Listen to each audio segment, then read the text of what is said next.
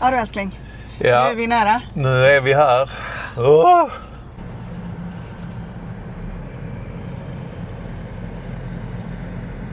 Ja. Skapligt nervös nu faktiskt. Både på Detlefs och på hur vår nya bil ser ut. Och om den är här, det vet vi inte. Nu ska vi träffa export manager Michael Bosch. Yes, Mr. Bosch. Okej. Så, då står vi här nu och ska få, eller vi har fått nycklarna till den här skönheten. What's your name? Andreas. Andreas på Detlefs ska visa oss och prata lite om bilen. The Globus Performance Forma 4, it's the first four-wheel drive creation of a vehicle from Detlefs. Yeah. It's also special that it's based on a Volkswagen. Yeah. This is quite new. We also have a camper van on the space, but just a normal one. This is really special that we have a four-wheel drive here. We had a four-wheel drive trainer a few times and talked about what's the difference between a Volkswagen and the Mercedes Sprinter. Yeah. And he said it's nearly on the same base, so they both can do the same things. But this one is a little bit cheaper, so Yeah, exactly. yeah. Wow. I'm really looking forward to the test drive. I can't wait.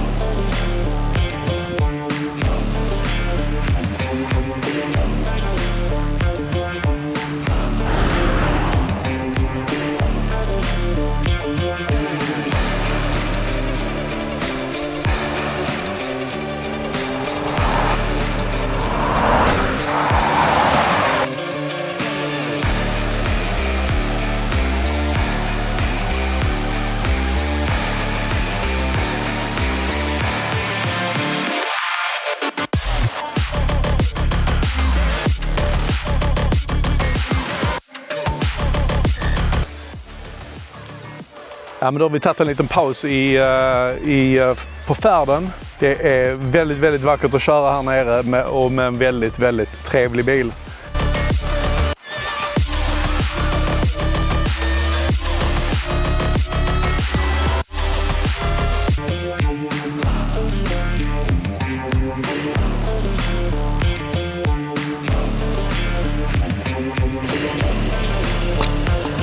Och det är inte bara vi som är nyfikna på nya Globus. Det är kusserna också.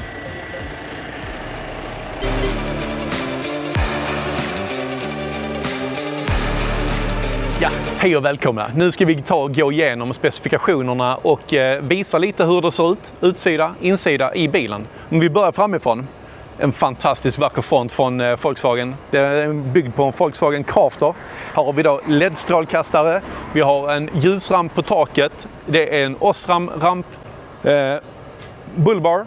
Detlef säger att den är med som standardutförande. Men jag tror att den tillkom mot en kostnad på 999 euro. Tror. Vi får kolla upp det. Vi skriver det i texten. Ja, det är inte så mycket att säga, men det är en 2,0 liters diesel på 163 hästar från Volkswagen. Rör sig riktigt, riktigt bra. Jäkligt trevlig. Man upplever inte det där klassiska dieselknacket som vi har på vår gamla Fiat till exempel. Den här går väldigt tyst och fint. Och det är en 8-stegad automatlåda som kommer som standard i den här bilen. Jag kommer snart visa spakarna på insidan. Ni kanske tänker också här, men var det inte skärmbreddar på prototypen på Elmia? Jo, det var det.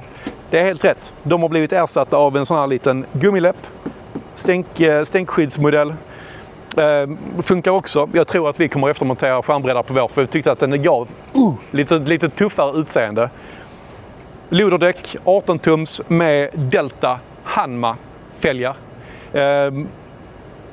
Där är mycket referenser från Elmia. Ni kan väl tänka att det är inte samma fälgar. Nej, de ser lite annorlunda ut.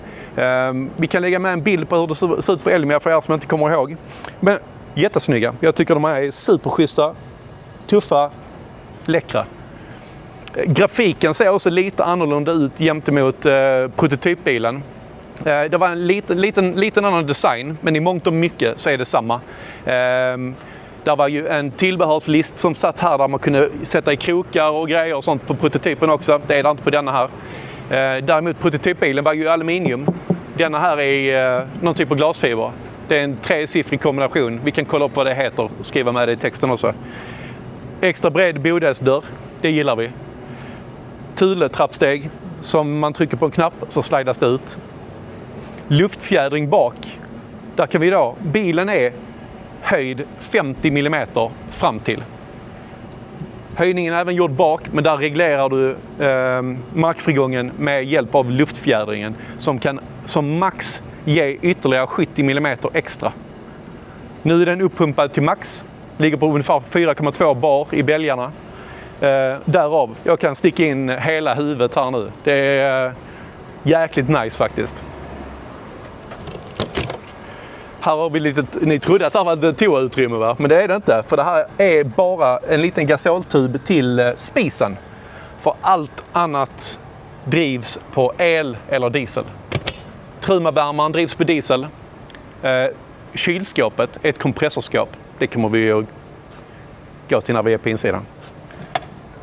Eluttag. Har vi de här igen, älskling? Vi blir aldrig av med de här. Men det är snyggt att de är svarta. Att det är liksom, jag gillar det här. Jag gillar det. Och de kommer nog behålla sin svarta färg lite bättre än de här vita som blir blekta av solens strålar. Här har vi då färskvattenfyllningen.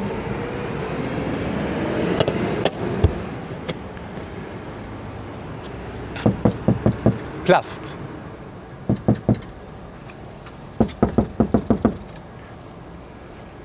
Men snyggt. Och som jag har längtat. Ett handtag. Det är någonting som jag har längtat efter som vi gav oss in i husbilsvärlden. I love it. Äntligen har vi detta här. Ett schysst garage. Högt och bra. Måtten kan vi också skriva med i filmerna. Garagets insida är klätt med lite durkplåt. Eller durkaluminium är det faktiskt för att man ska spara vikt. Men det ger ju en reptålighet som ingenting annat alltså. Det är så jäkla bra. Väskorna här inne tror jag inte är standard faktiskt. Jäkligt snygga förvaringsväskor från Detlefs. Jag tror det är extra tillbehör.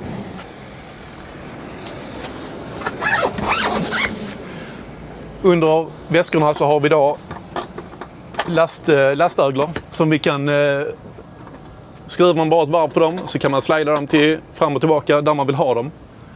Det är en som skenar längs hela bilen. Markisväv under där. Här inne bakom denna panelen så har vi vattentanken och det ser ni där. Vredet för att tömma.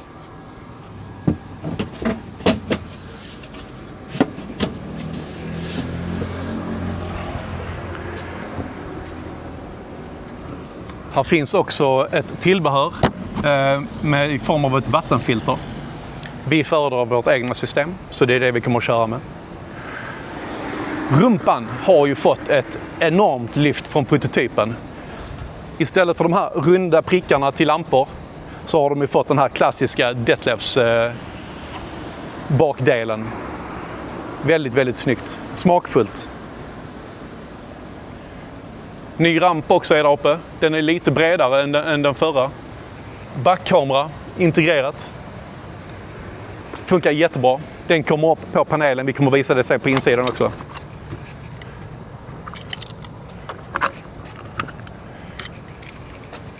Om man vill upp på taket. Det är ju faktiskt en roof rack, heter det på engelska. Och där uppe kan man ju ha iläggsskivor, till exempel om du vill ha reservhjul monterat uppe på dem, eller i vårt fall då, vi kommer ha solpaneler på taket. Så då har vi, det enda syftet vår roof rack kommer ha, det är att våra extra ljus ska hänga där.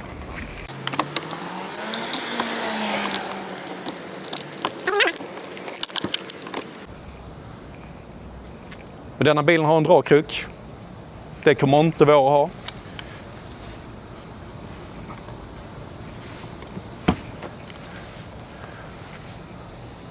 Och här har vi samma storlek på dörr precis som på andra sidan. Jäkla schysst garage faktiskt. Skön känsla i det också. Här däremot mina vänner, här har vi business-sidan. Här har vi toakassett. Och här har vi utblåset från truban, för det är truma i denna bilen, eller en dieselmatad uppvärmning. Så ingen gasol, inga fler gasolbyte. Och denna dieselvärmaren matas från bilens tank. Så att det är ingen extern tank eller någonting som man fyller på 5 liter åt gången till exempel. Utan här kan man bara sätta igång sin värme och njuta precis så länge. Ja, så mycket diesel man har i tanken, rättare sagt. Denna bilen som ni har sett, den är utrustad med ramfönster, vilket jag känner är en fördel. Det man möts av här, det är mörkläggning. Ska vi se, jag har inte fått in touchen riktigt än. Men så ser det ut i alla fall, och det är en likadan för framrutan som går från sida möts i mitten med den andra.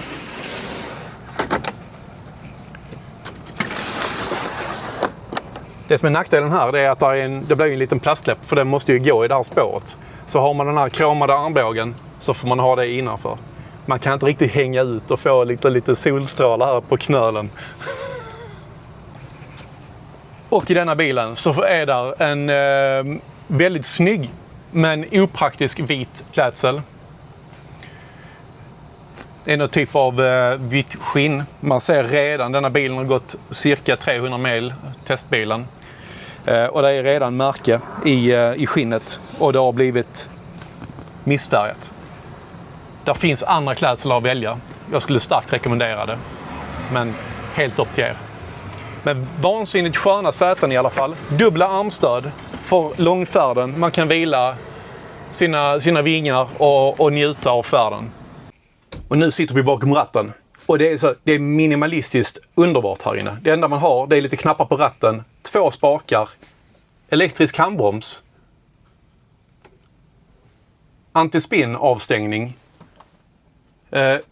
Hill Descent, det är en knapp man kan trycka om du åker ner från brant backe till exempel. Med hjälp av bromsen så justerar den motorn och bilens hastighet. Den nedre knappen här med de 4 små hjulen på, det är diffspärr. Och det är kanske inte så ofta man är ute på sådana äventyr. Men om ni har sett filmerna som tyskarna har släppt på Detlefs Experience Day, så hade de ju väl nytta av diffspärren när de var uppe och klättrade och stod och balanserade på två hjul till exempel. Men väldigt, väldigt snygg och inredning här framme bakom ratten. Jag gillar hur skärmen ser ut. Denna bilen har en keyless-funktion. Det betyder att du har nyckeln i fickan. Du trycker bara på en knapp så tänds allting upp. Riktigt trevlig, snygg, bra överblick på saker och ting här. Navigation Det här är ju Apple CarPlay och det betyder att du speglar din telefon helt enkelt. Så här har vi Google Maps uppe som vi har kört på hela dagen och funkat klanderfritt. Kan ju även köra din Spotify eller ringa och svara samtal och så vidare. Denna bilen har ju inte fått den senaste mjukvaruuppdateringen från Volkswagen, så den tror ju fortfarande att det är en pickup. Men har du funktioner du kan stänga av och på, start- och stoppfunktion, ESC-system, det är anti-spin, anti-sladd. Den här bilen har ju en farthållare och som är adaptiv och den känner av framförvarande fordon och reglerar din hastighet efter det. Det tycker jag är suveränt. Den har även en funktion som heter Lane Assist. Det är att den känner av att du ska hålla dig inom linjerna, annars kommer den försöka tillrättavisa dig så att du håller dig i din fil. Och som jag pratade om tidigare, det är en 8-växlad automatlåda. Ser ut så här. Det är en liten spak. Man vrider framåt för att koppla i drive. Bakåt för att hamna i neutral. Ett steg till så är vi i backen. Som sagt, det finns massa funktioner på den här nya stora skärmen. Detta är också en uppdaterad variant av det som satt i Craftern tidigare. Det är en större skärm. Jag tror att den är, om det är 12 eller 13 tum. Du kan kolla upp det och skriva det också i filmerna. Det som vi pratade om tidigare, att jag kunde sticka in huvudet i hjulhuset, det är tack vare de här. Luftfjädringen. Där styr man det med en pump som inte låter så glamorös, men det gör jobbet. Nu hissas bilen upp med hjälp av sin luftfjädring. I bildelarna så har vi en styck USB-C för att ladda din utrustning. Telefoner förslagsvis. Gott om mugghållare. Vi räknar 1, 2, 3, 4, 5 stycken ställen du kan sätta din dricka på. Och det är ju bra, för att det gillar man. Speciellt oss som dricker mycket liksom vatten och diverse när man är ute. Eller när man är under färd. Men gott om förvaringsutrymme där man kan förvara kartor eller vad man nu vill ha. Pennor och papper och block och diverse. Även här ovanför handskfacket.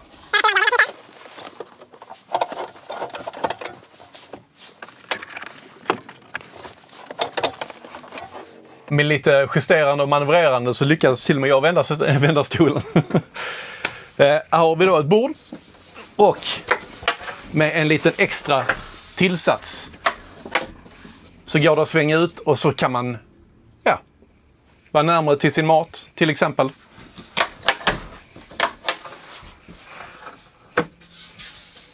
Flera olika lägen låses med hjälp av en liten klack. Den här punkten är jättebra att slå huvudet i. Det har vi testat flera gånger idag så att den gör sitt jobb. Här uppe har vi en taklucka.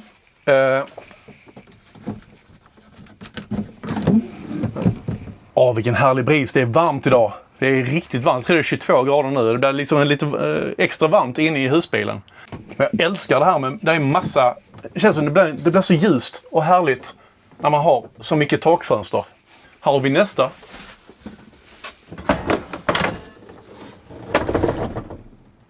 Tada! Ovanför här, som ni ser, har vi en gigantisk förvaringsyta. Hur mycket plats som helst. Och de här skåpen öppnas med hjälp av de här dolda handtagen som sitter under till. I metall, det gillar vi. Här inne i det mörka skåpet så har vi ett 5G-modem. Detta är standardutrustat. Det ser ut att vara 2 stycken simkortsportar på detta modemet. Och det är ju jättebra att det är ett 5G. För 3G släcks ju snart. Men här under de här skåpen så hittar vi 2 stycken USB-C-uttag. Uppskattat. Verkligen suveränt. Och bara med ett par knapptryckningar så har vi en mysig dold LED-belysning i denna miljön. Men om ni tittar här under också så har vi små LED-armaturer, LED-lampor som tänds med touch. Vi älskar ju verkligen denna färgen på inredning. Vi är lite gråa av oss. Så att det ser ut som en tygbeklädnad, men det är det faktiskt inte. Det är någon form av laminat. Så lätt att hålla rent och snyggt. Bara att torka av. Och smutsen syns inte så lätt heller. Jättesnygg liten hållare här. Detlefs logga. De tycker jag är jättefina. Här har vi Detlefs nya smarta panel. Som sagt, bilen är inte riktigt uppdaterad så den tror att den är en Esprit nu tror jag. Här har vi lite funktioner så som att sätta av och på trumavärmaren och även varmvattenberedaren. Här ser vi även vår bodelsbatteri som är 99% för tillfället. Och bodelsbatterierna i den här bilen består av ett styck AGM och ett styck litium. Fråga mig inte varför. Men den totala kapaciteten är på 263 ampere-timmar. Har vi till och med svenska. Här reglerar vi även kylskåpet nu. När jag fick den på svenska så är det lite lättare att förstå. Här har vi även en uppkopplingsfunktion där du kan koppla upp ditt fordon mot Detlefs Connect. Alltså en ny app, vad jag har förstått. Jag har inte fått en information om den, men jag tror att detta systemet är väldigt nytt. För som vår bil är så har vi den här klassiska Detlefs-panelen med 4 stycken tryckknappar för att se kapacitet i bodel och även i bildelen samt nivåer på gråvatten och färskvatten. Men här kan vi då koppla upp bilen som sagt. Vi kan ställa ljusstyrka och information om Bluetooth och det ena med det tredje, klocka och så vidare. Och någonstans i den här funktionen så ska du även kunna se ditt gråvatten och färskvattennivå. Sen vet jag inte vad den var till för.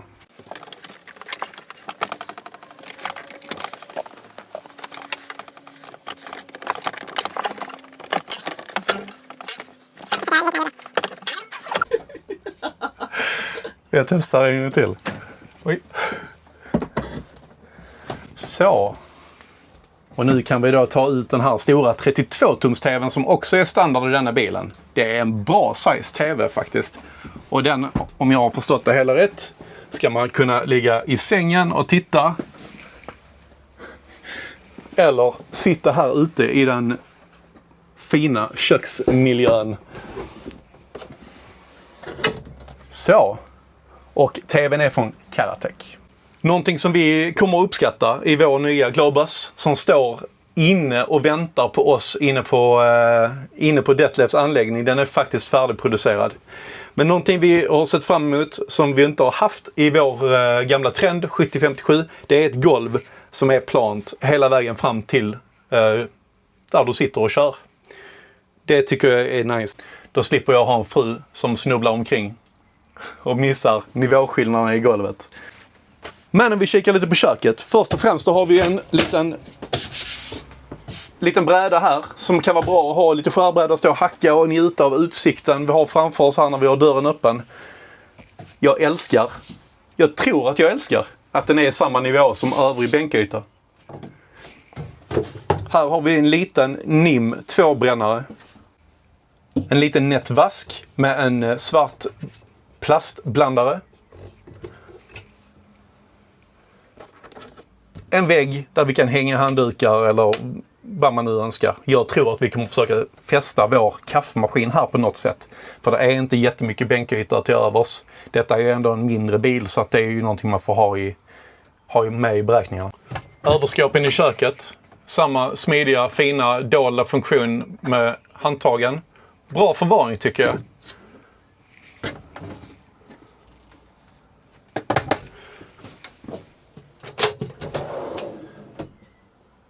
Besticklåda.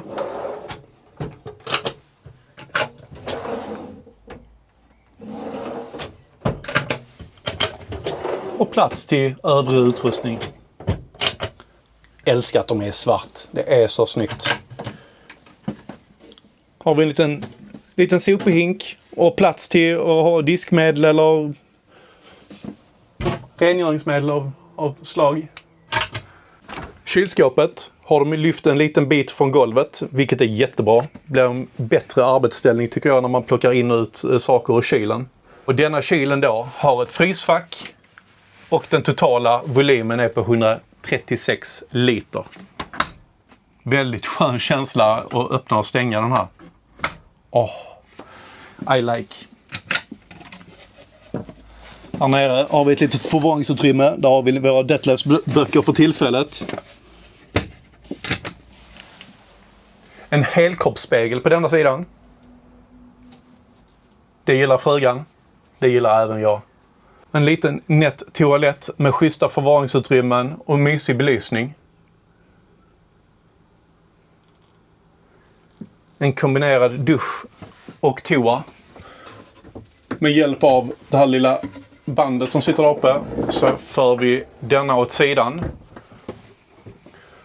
Men då tänker ni säkert, varför är det en liten spalt emellan väggen här? För att när man är här inne, nu kommer ni inte kunna se detta. Men då är det jättesmidigt för då fäller jag bara ut en liten flapp här. Ja, nu är ni med mig på toa här. Nu ska jag bara stänga dörren så ska ni få se hur det ser ut. Här ser ni den lilla utrymmet där. Då fäller man bara förbi den. Och det ansluts med en magnetisk remsa hela vägen ner. Så att man inte skvätter ner handfat och diverse. Schysst grej. Så här ser duschen ut när väggen är förd över handfat och toalett.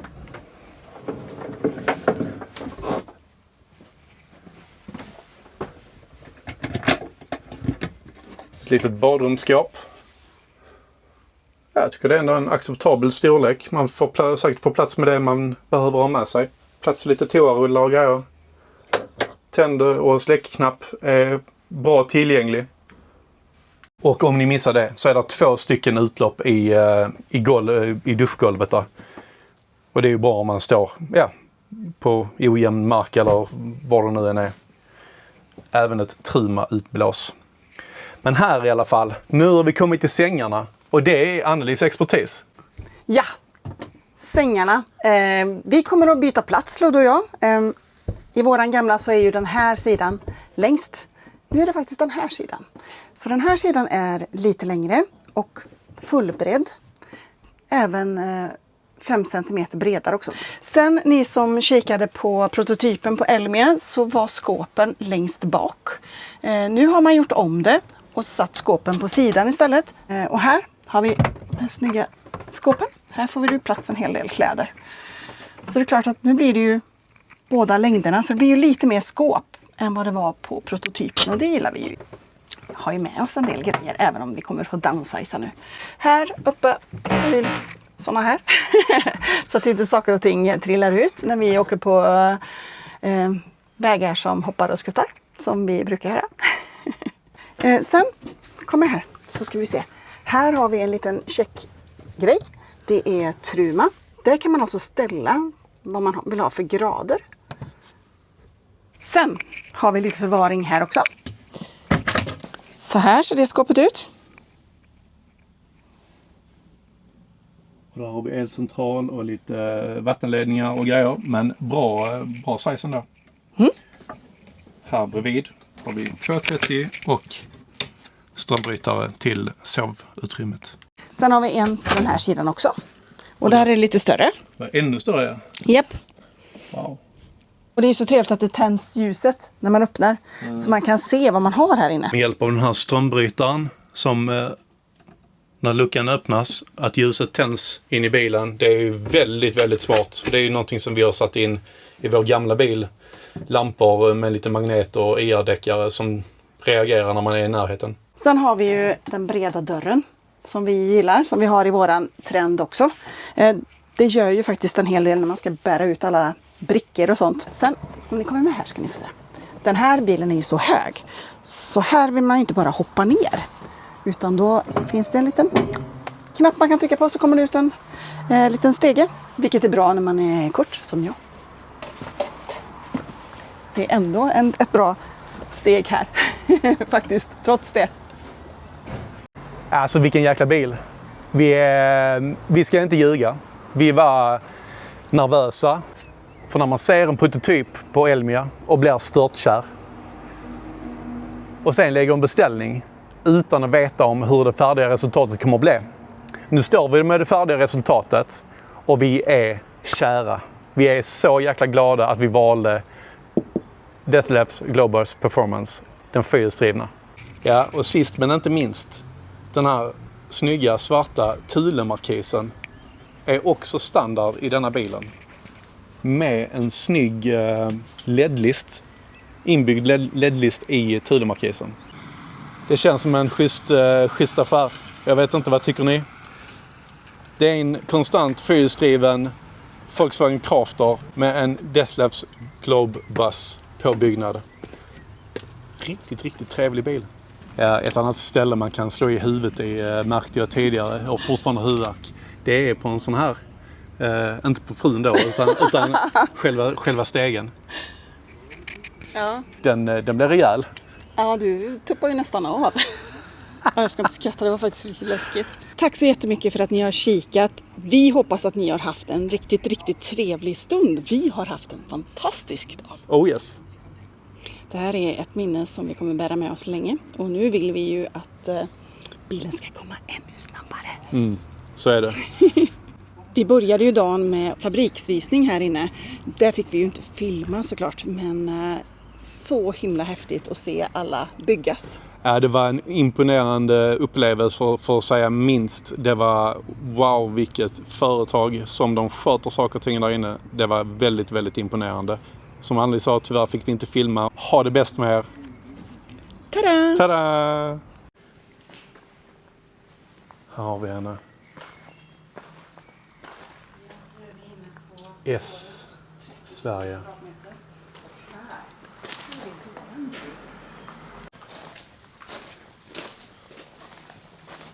Vad skulle vi döpa henne till, älskling? Tyvärr får det dröja lite för att Deathlabs har en uppdatering, och den uppdateringen görs hos Volkswagen här i Tyskland. Just för att anpassa alla inställningar och så vidare till Sveriges specifikationer. Och det får ju ta den tid det tar, men vi är ju våldsamt nällade på att få hem den här bilen och börja använda den.